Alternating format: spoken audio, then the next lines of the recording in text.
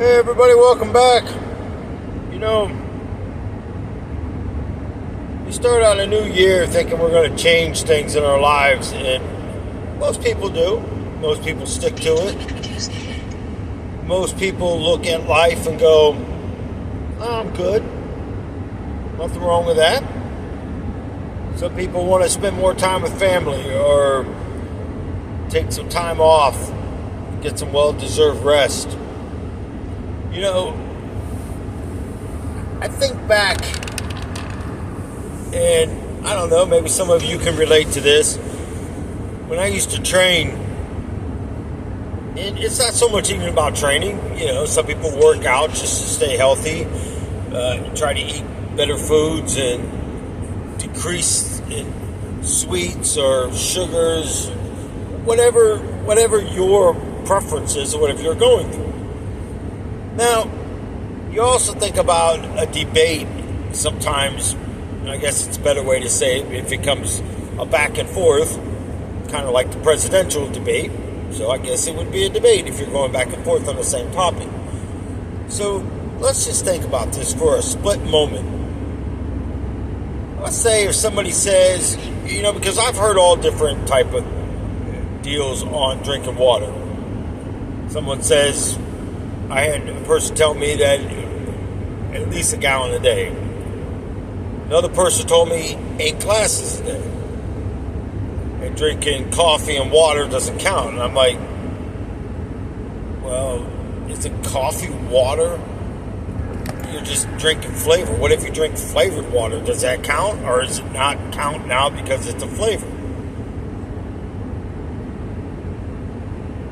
Being reason why it's a debate, I suppose. But now you go and start thinking about life. You know, we know that we have to stay hydrated throughout the day. So if it's warm out, we're definitely going to take different fluids, maybe Gatorade, water, whatever it takes to keep you hydrated. Now, we can argue up and down all night and day about what not to drink and what to drink if it's hot out, but it's just kind of a back and forth that it's a preference at that point. What is it right? Maybe not to you, but maybe to them it is. Well, one thing we can all agree on, for the most part, I suppose, if you're being truthful, are you staying hydrated in Jesus, in God? Are you staying hydrated in the daily word? Are you being devoted to Him? Or how's that meter showing for you? For some, I believe it's probably close to E and you don't even realize it. Well, our bodies tell us when something's wrong.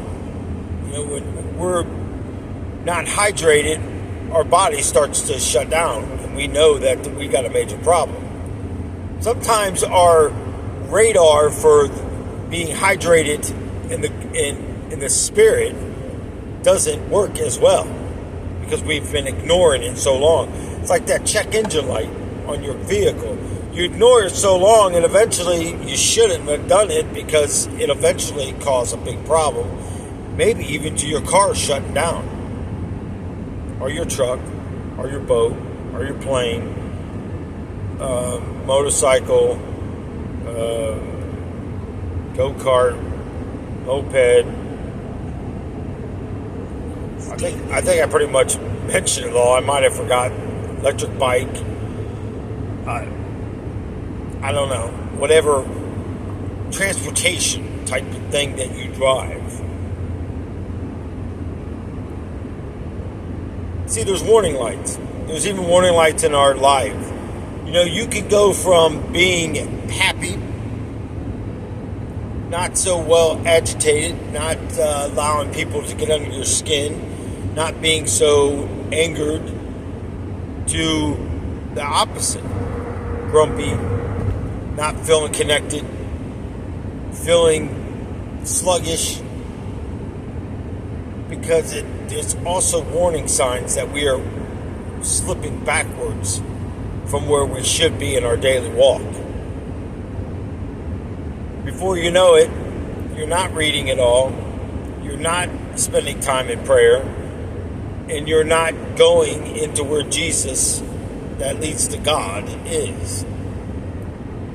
Oh, I'm good. I'll do a little bit tomorrow. Or I'll get up even earlier. Well, eventually you get fatigue. And that's not good for your body. It's not good for your body to lose a lot of sleep day after day after day after day. I'll just go to bed early. Well, that doesn't always work out. Because, take a fool's advice, when I'm overtired, it's hard for me to sleep. Until finally my body just says, you just start dozing off and you're like, I got to pull off somewhere. Or I got to lay down. Because again, a warning sign. I don't know how many times driving to work I go, I just can't do it. I gotta pull off. It happened this morning. I was fine, left the house, started driving, got about an hour into the drive, and I was like, phew, I just can't do it. I gotta pull off somewhere.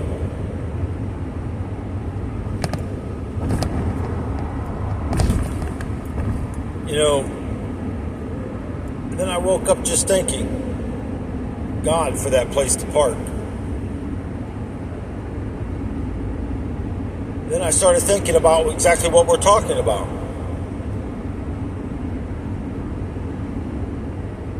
What if something would have happened between A and B this morning?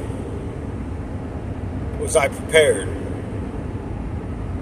Well, I started off the day fine. I started off not tired. I started off and it's just like all of a sudden everything hit me at once.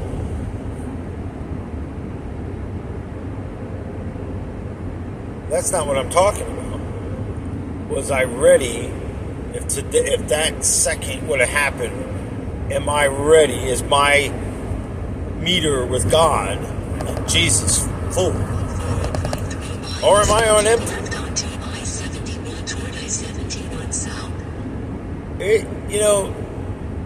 It's up to you. If you're one of them people that say, I'm good, I got this, most likely you're probably going to be one of the people that are left here.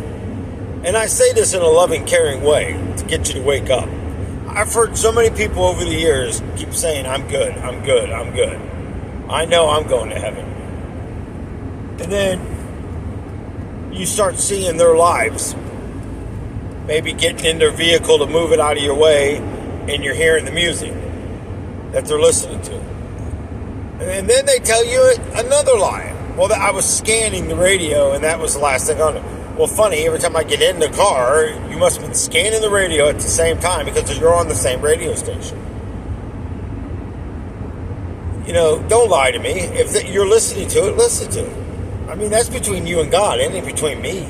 I could care less. Because if you're not willing to listen, it gets to a point where you're just like, cut bait and move on. And I know it sounds harsh, but it's the truth. You cannot sit there and waste a lot of time on one person that's not willing to change or appears to be changing. Well, let me tell you what, even Lucifer can come as an angel of light, people. He was an angel of light. So what makes you think that he can't deceive you by standing there thinking you're going to change someone? You can't change anybody. They have to want to change. When I was an alcoholic, nobody could change that.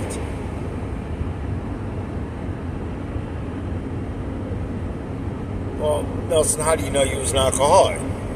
You said plenty of times you didn't have to drink. Alcoholics have to drink. I was never sober. Even when I didn't drink, I wasn't sober. I was a functional drunk because I never stopped. It's like when I did stop, the withdrawals I went through were horrible.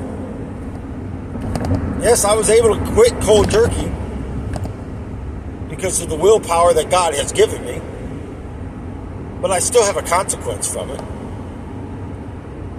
I still went through withdrawals from it. So what do? I turned to drinking tea. And then I wanted to get away from tea because of all the sugars. I started drinking pop, soda, whatever you want to call it. Depends on where you're from. So then the calories and all that stuff, I started drinking diet. I still drink diet today. Does it make it right? I know it doesn't make it right. I know the sodium. I know all the things that goes with it. People, I can lay down what I used to eat. And you would think by that you would go, oh yeah, right. I never thought about substituting that for this type of vegetable. I'll eat this instead of that. But when you do something for years on end, and it's not an excuse, but when I start thinking about those days, also what I think about with it is the workout that I did and running. I mean, you hear people say they're dedicated to working out. I was dedicated, people. I ran. I didn't care if it was raining, snowing, sleeting, freezing. It was sometimes 10 degrees out, and I was running in a t-shirt, a hoodie, sweatpants, boots, and a backpack that carried my water and stuff like that. So, you're talking about cold? Yeah. I had a hat on, and sometimes I had a mask on that came over like a ski mask type thing, and ran to keep my head warm and my hands. Obviously, I had gloves on. But people, come on. That's dedicated. You ever run when you're soaking wet? It sucks. When you're cold and then you finally start warming up because you're starting to sweat and stuff, and when you get home and you got to peel the stuff off of you, it is horrible. Well, why did you have to do that? Why didn't you go to the gym, work out the gym? Well, I did go to the gym and work out at the gym. But I got more strength by running. I got more strength by riding a bicycle up and down hills because I'm using muscles that I didn't get off of a treadmill. People can think what they want until I tell you to go out and do it. When you run up and down a mountain, it's not the same as running on a flat treadmill. It may go up and down, it may incline, but you're not going to get one that declines at an avenue like this either. No, your treadmill is going to come back down, but it's going to flatten back out. It doesn't decline. It's declining from the incline, yes, but it's not declining. And people argue with me about that. Yeah, mine declines. Let me see it. Does the back raise up? No. Well, then how is it declining? You're just bringing it back down. Oh, I see what you're saying. Running down a hill and running up mountains and down mountains, trust me, you build up different strengths. I could get on a treadmill and run like crazy. When I was finished up at the end of my night, I would run about an extra hour on a treadmill.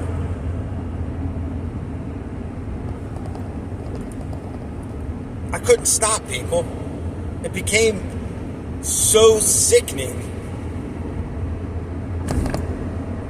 That's all I thought about. Even when I was working all day, I'd stop every 20, 30 minutes, do push-ups, do sit-ups. It was ridiculous. But where I'm going with it, and I'm not saying there's nothing wrong with working out. I'm not saying that at all. But I'm saying I gotta watch also, because it puts you in a state of you got to be careful, because I start slipping back into going, well, I can't do what I used to do. And then you get a little depressed about it, because you know how running was a release for me. It cleared my mind. Well, today my release is Jesus. And, it gets kind of hurt sometimes when people start coming at you about things. And I had a person on here once, I forget which video it was on. You'd have to really go back and look at the videos. Good luck. But it's on there. They told me my eating habits, what I do, sitting all day. The only thing I responded was, would you have a better job for me that I can do? Are you going to pay for my surgery and my time off?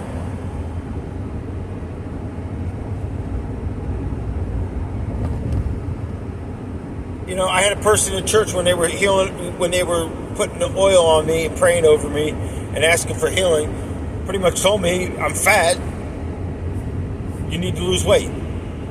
Because what he said was, well, if you lost some weight, that has nothing to do with losing the weight. Yes, I'm sure that's not helping. But when you can't physically move and walk around and do something, and you're in constant pain, I mean, you would have to go through it to understand it. If I walked up and broke your leg and told you to walk, you would probably go, yeah, no. But as they put the cast on you and it's confined, you feel better and you're able to walk. Get to a point where it starts healing, you're able to put pressure on it and you're not so reliant on crutches.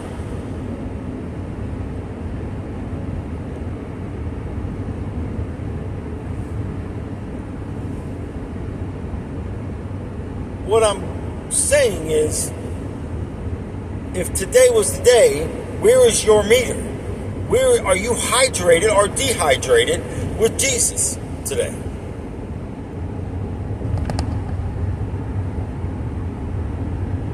Well, I know we got to go to work. I know we got to make money. I know we have to do the things we have to do. Trust me. I know there's decisions that we have to make, and I've been praying and praying and praying.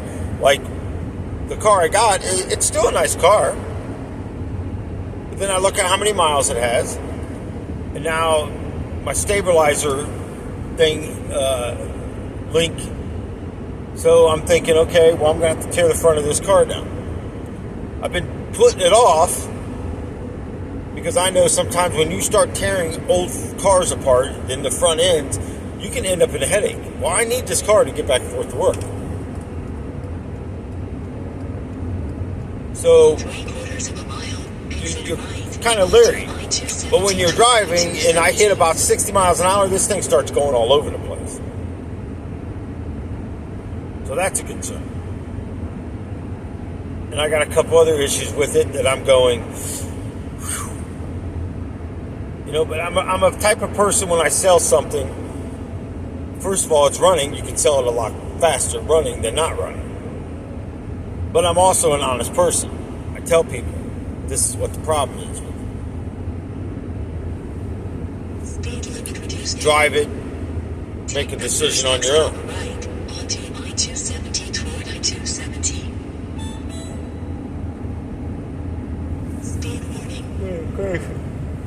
But the thing of it is, we invested in it, we took care of it.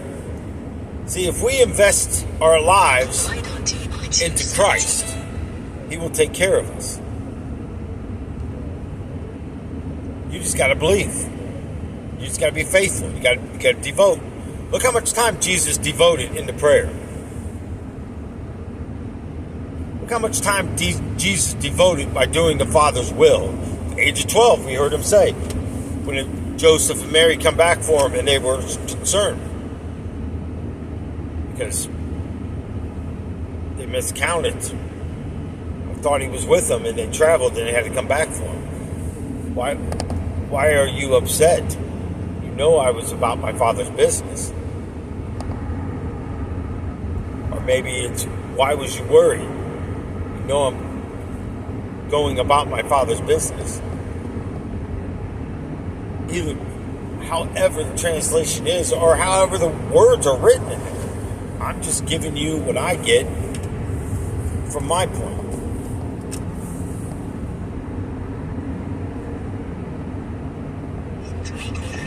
So you really got to think about it.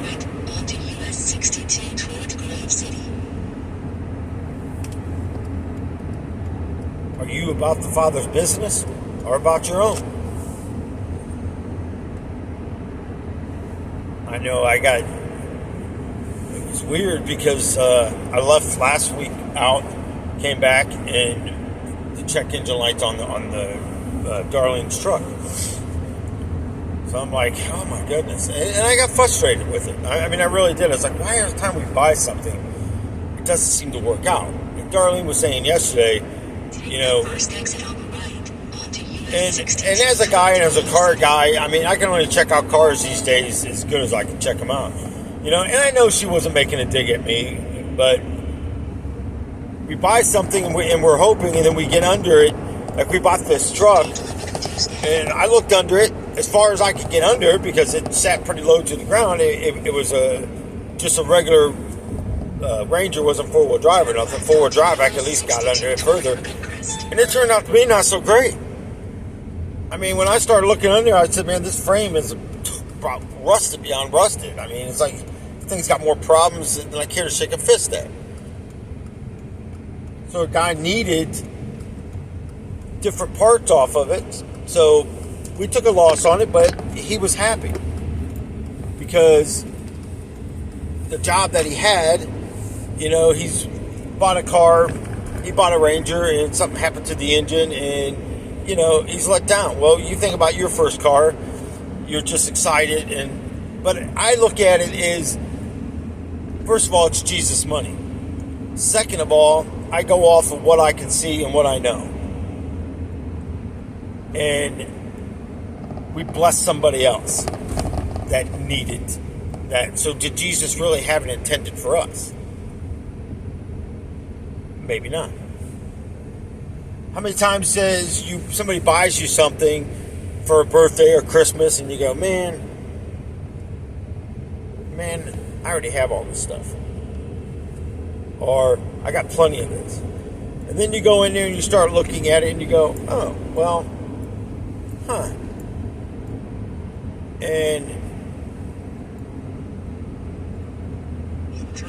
we're on a big thing is to take out your old and donate it.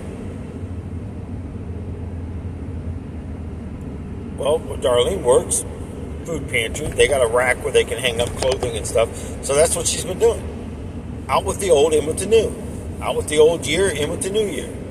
If you don't wear it so much anymore, it doesn't matter if the tags are still on it. But when you see somebody pick up something and they smile, when I seen that guy drive off in that truck and wave to me and smile, we had a Mountaineer V8 and bought the truck, ended up selling that off, and the guy wanted to know if I'd come down a little bit more than what I was asking on it. I said, yeah, but here's the problem. You're probably going to need a fuel pump down the line. So he came out and he says, listen, I just need this vehicle. And this is all I have. And I looked at him and he goes, I'm being serious. And he says, I can pull up my bank account right now online and show you. I'm going to lose my job. So I'm listening to all this and I'm going, you don't have to show me your bank account. I said, I'll take the money. Here's the title. Here's the vehicle. Enjoy it.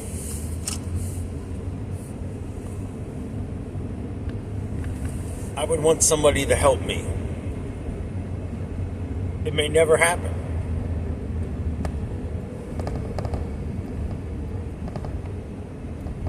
I tried to help my kids out plenty of times, and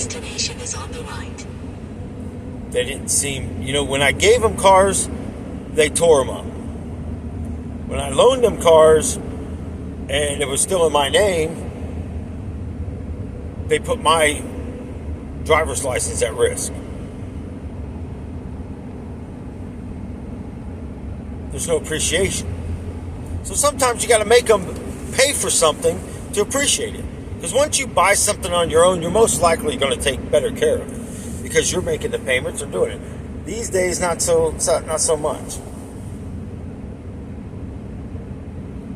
But people, we have the control over how much devotion time we put in our meter and how much we feed into it, how much fuel. You know, when your gas tank's going fuel, because again, you watch the needle, you see it. The destination is on the right. You don't feel like walking. Well, let me ask you, do you feel like being left behind? Trust me. You can't survive through this world now, and you go through problems now, and you think this is something. You wait. Wait till you get into hell. It's going to be worse. Because you're going to experience the beginning part of hell. Man, is it cold. Beginning part of hell when you go through.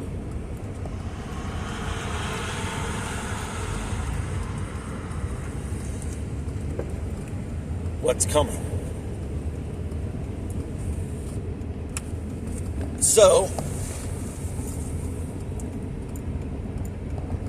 I want to give you some little nuggets to grab and put in your basket as we're heading back to the roller coaster to get back on it.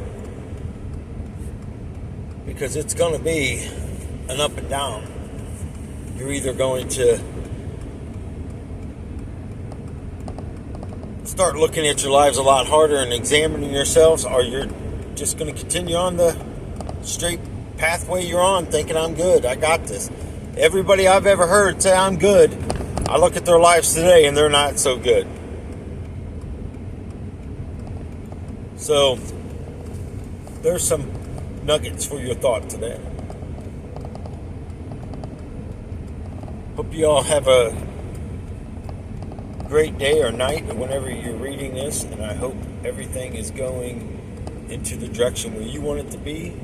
And I hope your life is changing and you're seeking Jesus today. That being said, God bless you guys. Till the next one.